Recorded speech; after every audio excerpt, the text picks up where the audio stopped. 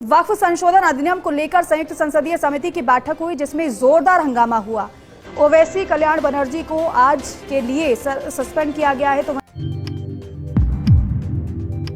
अस्सलामु अलैकुम, आदाब दोस्तों, मैं हूं शम्स सईद और आप देख रहे हैं हर खबर आप तक।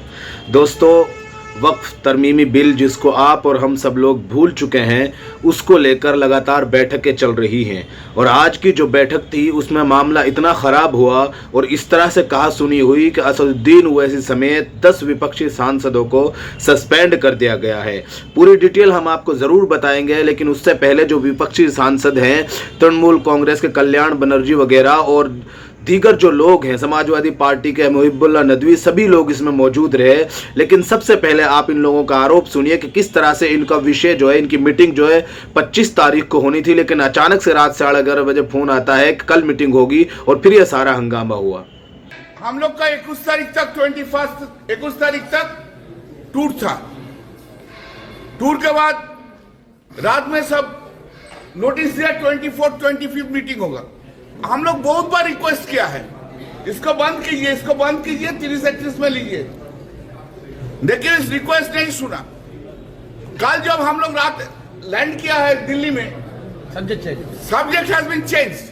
पहले बोला था क्लॉज वाइज होगा, उसने हम लोग कहा सब्जेक्ट रात 11:30 बजे चेंज कर दिया और बोल दिया 25 में मीटिंग नहीं होगा, 24 and 27। We have folded the request the chairman. ये देखिए 24 तारीख तो आज हो गया, ठीक है, हम लोग कर देंगे, लेकिन 7-8 तारीख नहीं हो गए।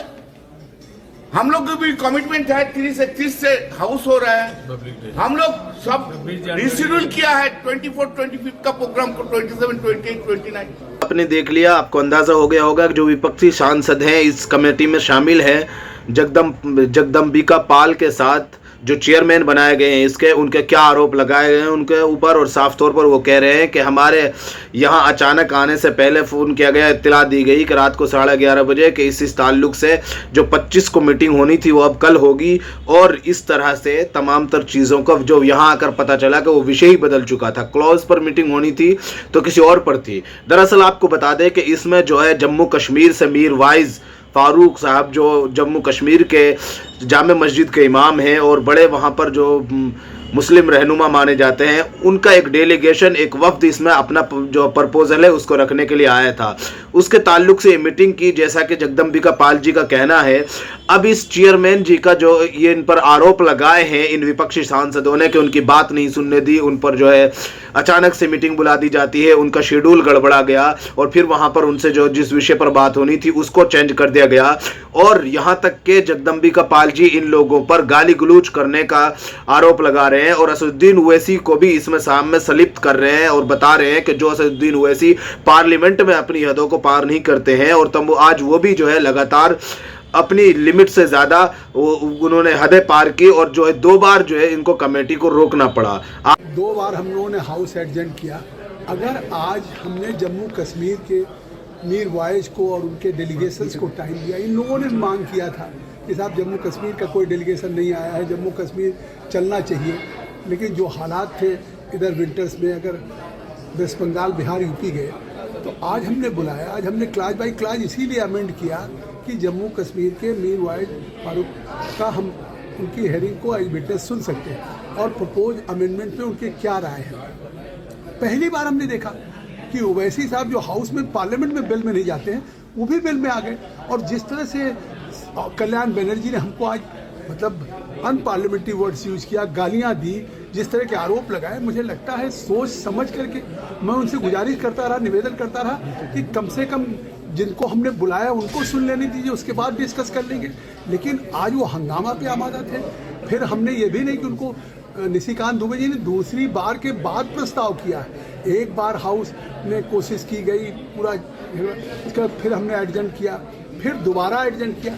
तो आखिर किसी को हमने बुलाया था और वो लोग इस मीटिंग को आज नहीं चलने देना चाहते थे। मीर वाइज और जम्मू कश्मीर के डेलीगेशन को हम नहीं सुनने देना चाहते।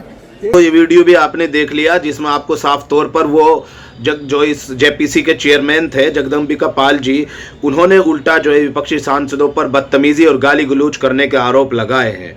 अब इसमें साफ तौर पर एक बात समझ में आती है, सबसे बड़ी बात यह है कि जिस तरह से दिल्ली के इलेक्शन को लेकर 26 जनवरी को लेकर जो विपक्षी सांसद थे वो अपनी बातों को रख रहे थे कि भाई जो 25 को है और कोशिश उन्हें अपने शेड्यूल को गड़बड़ा न जाए, इसको लेकर वो ऐतराज जता रहे थे। लेकिन इसके बावजूद 24 को मीटिंग बुलाई जाती है और डेलीगेशन बुलाया जाता है, जो कि डेलीगेशन आया था जम्मू कश्मीर से। इनका कहना है कि जम्मू कश्मीर के लोगों की राय मांगने के लिए हमने उनको बुलाया था और विपक्षी सांसदों ने ही इस बात पर कहा था कि वहां से कोई अभी तक प्रपोजल नहीं आया है। उसको लेकर मीर वाइज साहब वहां पर आए थे और मीर वाइज साहब ने किन किन बातों पर अपनी बातें रखी वो सब आप देखिएगा। लेकिन उससे पहले हम आपको बता दें कि ये जो वक्फ तरमीमी बिल था, संशोधन था, जो पिछले पार्लियामेंट्री सीजन में पेश होना था, इस पर वक्त मांगा गया था और यह भी आरोप लगाया जा रहा है कि बीजेपी दिल्ली चुनाव को लेकर जल्द इसको पेश करने की मजबूरी बना रही है, दबाव डाल रही है। अब इस ताल्लुक से जम्मू कश्मीर से जो मीर वाइज फारूक साहब जो आए थे, उन्होंने इस ताल्लुक से क्या कुछ चीजों को कहा, क्या कुछ चीजें रखने वो आए थे, क्या कुछ चीजें वो बोली, उनका भी एक बयान वायरल हो रहा है। आप जरा वो सुनिए और अंदाजा कीजिए और साथ में सोचिए कि मुसलमान किस कदर इस चीज को भुला चुके हैं और ख्वाब गफलत में सोए हुए हैं। वक्फ में, चाहे वो सेंट्रल वक्फ की हम बात करें या हम स्टेट वक्फ की बात करें, उसको भी जो है वो कमज़ोर कर दिया गया है, वो उसको भी जो है वो ख़त्म किया जा रहा है। ये एक दूसरा चैलेंज है जिस पे कि हमने अपने तहफ़्फ़ुज़ात और अपने कंसर्न्स जो हैं उसमें हमने ये डाला है। तीसरी बात जो हमने ये कही है वो ये है कि जहाँ तक मुसलमानों के अफेयर्स का ताल्लुक है, कि मस्जिद की बात हो, चाहे हम इमाम बाड़ों की बात करें, हम मदारिस की बात करें, हम कब्रिस्तानों की बात करें, ये मुस्लिम प्रॉपर्टीज हैं और मुसलमान खुद केपेबल हैं कि वो हम इनको हैंडल कर सकते हैं। ठीक है, अगर गवर्नमेंट की कोई पॉजिटिव सजेशन है कि इन इंस्टीट्यूशंस को मजीद मुस्तहकम किया जाए, इनको जो है मजीद फाल बनाया जाए, मुतहर्रिक बनाया जाए, इवन अकाउंटेबिलिटी के हम खिलाफ नहीं हैं, लेकिन जिस तरीके से इन तमाम इंस्टीट्यूशंस को बुलडोज किया जा रहा है। अब देखिए कि वक्फ के हवाले से सीईओ का भी जो मामला है वो पहले जाहिर सी बात है कि मस्जिद का जो मामला है ये शरीयत का मामला है, ये दीन का मामला है, मस्जिद का मामला है, इमाम बाड़े का मामला है, ये जो है वो मदारिस का मामला है। तो जाहिर सी बात है कि उलमा और इमाम और जो मुतवल्ली हैं वही इसके बारे में बात करेंगे। अब सीईओ का भी जो है वो क्लॉज हटा दिया गया है कि ये जरूरी नहीं है कि वो मुसलमान होना चाहिए। देखिए, जैसे हमारी हिंदू बरादरी है, उनके मंदिर हैं, हमारी सिख बरादरी है, उनके गुरुद्वारे हैं, हमारी क्रिश्चियन बरादरी है, उनके चर्चेज हैं, तो वो अपना निज़ाम खुद चला रहे हैं। हम थोड़ी एक्सपेक्ट करेंगे कि हमें उसमें मेंबर बनाया जाए। तो ये क्यों इसको प्रपोज किया जा रहा है कि भाई रिप्रेजेंटेशन को जो है वो खत्म किया जाए। सीईओ का को जो मामला है वो जो है वो उसको भी अब वो मुसलमान नहीं होगा, वो भी एक प्रोविजन लाया गया है कि वो जरूरी नहीं है। तो ये इश्यूज हैं। तीसरा जो सबसे इंपॉर्टेंट इशू जो हमने रेज किया है वो ये है कि जो वक्फ बाय यूजर का जो प्रोविजन है उसको जो है वो खत्म किया जा रहा है। देखिए, आप ये सब जानते हैं कि ऐसी बहुत सी प्रॉपर्टीज हैं, ऐसे बहुत से जो है वो पिछले कई सालों से नहीं सैकड़ों सालों से, हंड्रेड्स ऑफ ईयर्स से मुसलमानों प्रॉपर्टीज यूज कर रहे हैं और उनके पास ठीक है बहुत सी ऐसी प्रॉपर्टीज है जिनके कागजात नहीं हैं। अब आज 300 साल बाद 400 साल बाद आप कहेंगे कि कागज लाइए, आप इसको प्रूव कीजिए कि ये वक्फ की जमीन है, तो ये तो सारा एक सिस्टम के तहत ज्यादती हो रही है। और मैं समझता हूं कि इससे जो है वो दूरियां बढ़ेंगी, जो कम्युनिटीज के दरमियान एक खिला पैदा होगा। और इसमें ये भी जो हमने बात कही है कि ये जो मुस्लिम पर्सनल लॉ के जो अपनी इश्यूज हैं उन लॉज की भी वायलेशन है, उनको भी बिल्कुल नजरअंदाज किया जा रहा है। इवन जो आर्टिकल 25 का जो है कॉन्स्टिट्यूशन का, उसको भी बिल्कुल नजरअंदाज किया जा रहा है।